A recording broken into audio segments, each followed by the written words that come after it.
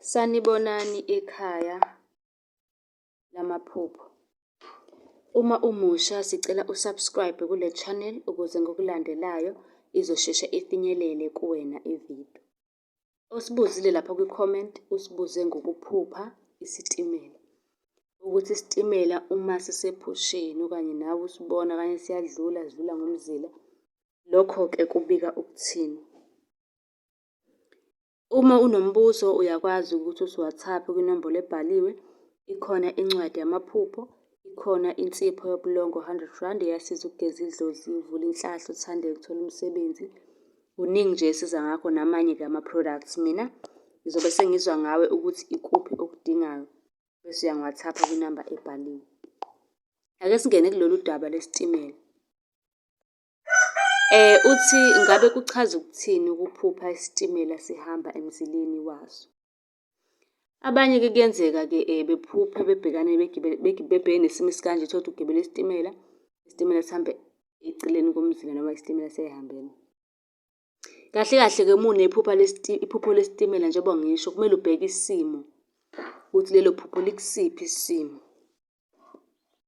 Ngabe wena ujabulile? Ngabe kunenjabulo? Isitimela-ke futhi singasho ibhokisi lomngcwabo. Uma kade wagcina-ke nokugoduka, leli phupho lisho ukuthi-ke goduka uye ekhaya. Umzila uyindlela eya ekhaya, njengoba ngisho ukuthi umzila, isitimela lihamba emzileni futhi umzingela, umzila uyindlela eya ekhaya. Ngokwedlozi lesitimela kahle kahle nguwena. Nguwena kahle kahle osuke kumele uhambe uye ekhaya. Uhamba ngomzila wedlozi kahle kahle. Abanye kuyenzeka uthole ukuthi uyahamba uyothwasa. Leli phupho, ukuphupha isitimela-ke siphuma kujantshi, kungachaza ukuthi uzobhedelwa izinto uma uqhubeka ngendlela ohamba ngayo noma owenza ngayo izinto. Kwesinye isikhathi kusuke kuwukuthi-ke idlozi liyakuxwayisa. Njengoba isitimela siphumela endleleni nje siya eceleni,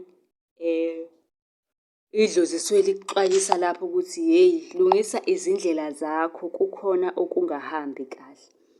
Uma-ke nawe unombuzo usungasibuza kwi-comment. Ngicela futhi usubscribe ukuze ividiyo uma ngiphosta elandelayo isheshe ingene kuwena i-notification.